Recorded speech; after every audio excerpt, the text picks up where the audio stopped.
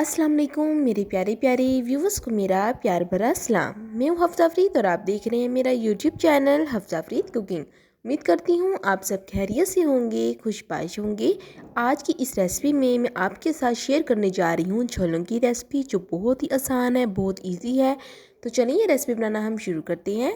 सबसे पहले बिस्मिल्लाहिर्रहमानिर्रहीम एक लेंगे कढ़ाई और इसके अंदर शामिल करेंगे 1 कप ऑयल का। आप घी भी यूज़ कर सकते हैं।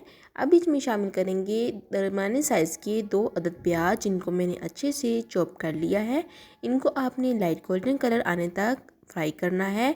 उसके बाद ही हम शामिल करेंगे 1 चम्मच लहसुन अदरक का पेस्ट, और आपने अब लहसुन अदरक को भी अच्छे तरीके से फ्राई कर लेना है। तो बहुत ही आसान सी रेसिपी है, बहुत ही इजी रेसिपी है, बट जब ये रेसिपी आप बनाकर सर्व करेंगे मेहमानों को तो वो आपकी तारीफ़ ही करते रह जाएंगे, क्योंकि आज की इस रेसिपी में टिप्स एंड ट्रिक्स भी यूज़ करूँगी।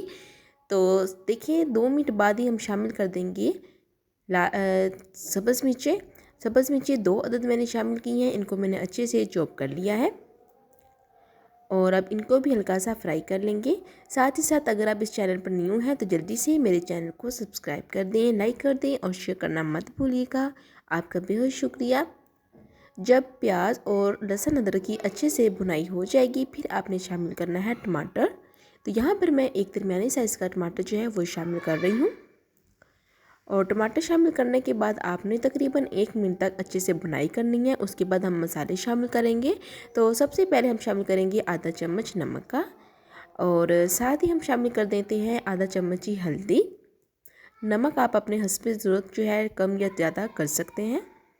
और साथ ही यहाँ पर मैं शामिल कर रही हूँ आधा चम्मच चिली फ्लेक्स।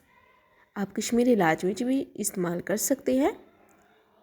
तो नमक मिर्च जो है वो अपने टेस्ट के मुताबिक आप कम या ज़्यादा कर सकते हैं। हल्का सा पानी शामिल कर देते हैं ताकि मसाला जले ना। और अब आपने अच्छे तरीके से भुनाई करनी है। तकरीबन 2 से 3 मिनट के लिए आपने भुनाई करनी है। भुनाई करने के बाद हम बहुत ही मज़ेदार सा इंग्रेडिएंट शामिल करने लगे हैं। तो यहाँ पर मैं आलू शामिल कर रही हूँ। ये आलू मैं 2 दरमियाने साइज़ के लिए हैं, इनको शामिल कर दिया है और आलूओं की आप कटिंग देख लें। अब आपने आलू शामिल करने के बाद भी अच्छे तरीके से इनकी भुनाई करनी है। तकरीबन 4 से 5 मिनट तक आपने अच्छे से भुनाई करनी है मीडियम फ्लेम पर। साथ ही इस पॉइंट पर आप सबसे गुजारिश है कि जल्दी से मेरे चैनल को सब्सक्राइब कर दें, लाइक कर दें और शेयर करना मत भूलिएगा। आपका बेहद शुक्रिया।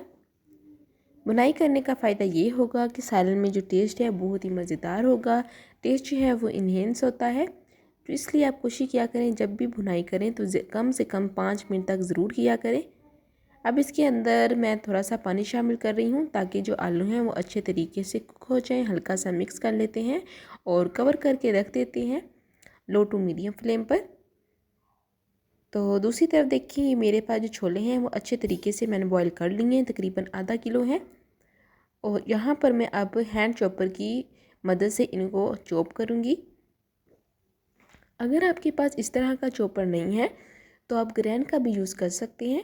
बट यहाँ पर एक इम्पॉर्टेंट बात जो है आपको बताने लगी हूँ कि आपने छोलों को अच्छे तरीके से पेस्ट नहीं बना लेना, बस हल्का सा ही आपने चॉप करना है, हल्का सा ही ग्रैंड करना है। और कंडीशन देख लें आप, बस इस तरीके से ही आपने रखना है। फ़ाइन जो है पेस्ट आपने नहीं बनाना, बिल्कुल इस तरीके से। तो आप देखिए कंडीशन आप इस तरह मैंने क्यों किया है ये मैं आपको आगे चलकर बताऊंगी। चलें जी, अब दूसरी तरफ देखिए आलू जो हैं वो अच्छे तरीके से कुक हो चुके हैं, तकरीबन 70% कुक हो गए हैं आलू। अब साथ ही इस पॉइंट पर हम शामिल कर देंगे छोले, जिनको आपने हल्का सा ग्राइंड किया है। फ्लेम आपने यहाँ पर मीडियम ही रखना है, मगर उससे पहले हम शामिल करेंगे कुछ धनिया। तो यहाँ पर मैं 1 चम्मच भरकर कुछ धनिया शामिल कर रही हूँ। खुश धनिया शामिल करने का फ़ायदा ये होगा कि बहुत ही मज़ेदार सा टेस्ट आएगा। अब हम छोले शामिल कर देते हैं। छोले शामिल करने के बाद आपने तकरीबन 5 मिनट तक मज़ीद भुनाई करनी है। साथ ही साथ इस पॉइंट पर आप सबसे गुजारिश है कि जल्दी से मेरे चैनल को सब्सक्राइब कर दें, लाइक कर दें और शेयर करना मत भूलिएगा। मेरे चैनल पर इस तरह की बहुत सी रेसिपीज़ मौजूद हैं। आप केक किस तरीके से घर में बेक कर सकते हैं, पिज़्ज़ा किस तरह बना सकते हैं, पिज़्ज़ा सॉस किस तरह बना सकते हैं, चटर चीज़ कैसे बना सकते हैं, सारी रेसिपीज़ मेरे चैनल पर मौजूद हैं, आप विज़िट कर दीजिएगा। अब यहाँ पर मैंने पानी शामिल किया है हस्बे ज़रूरत जितना मुझे चाहिए, और अब यहाँ पर हम कवर करके रख देंगे। तो ये देखिए तकरीबन हमारा जो सालन है वो तैयार हो चुका है। अब जितना आपको शोरबा चाहिए उस मुताबिक आप पानी जो है वो बीच में शामिल कर सकते हैं। बहुत ही मज़ेदार थी हमारी आज की जो रेसिपी है वो तकरीबन तैयार हो चुकी है। अभी यहाँ पर मैंने एंड पर एक और चीज़ ऐड करनी है, तो वीडियो को स्किप नहीं करना आपने। यहाँ पर मैं शामिल कर रही हूँ 1/4 चम्मच गरम मसाला पाउडर, और साथ ही यहाँ पर मैं पुदीना शामिल कर रही हूँ हस्बे ज़रूरत। पुदीना और गरम मसाला पाउडर एंड पर शामिल किया है। इससे ये होगा कि साल में बहुत ही मज़ेदार खुशबू आएगी, टेस्ट में भी इजाफ़ा होगा और इसकी खुशबू में भी इजाफ़ा होगा। अब आपने कवर करके रख देना है बिल्कुल लो फ्लेम पर, तकरीबन 2 से 3 मिनट के लिए दम पे दे देंगे।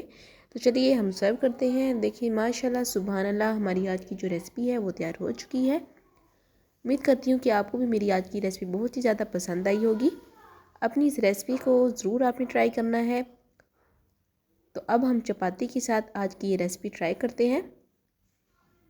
आप चावल के साथ भी ट्राई कर सकते हैं, बहुत ही मज़ेदार लगेगी। उम्मीद करती हूँ कि आपको मेरी आज की रेसिपी बहुत ही ज़्यादा मज़ेदार लगी होगी। जाइए अपने किचन में इस रेसिपी को ट्राई कीजिएगा और मुझे ज़रूर बताइएगा कि आपको ये रेसिपी कैसी लगी। फिर मिलूँगी एक नई रेसिपी के साथ, तब तक हफ्ता फरीद को दें इजाज़त। अल्लाह हाफिज़।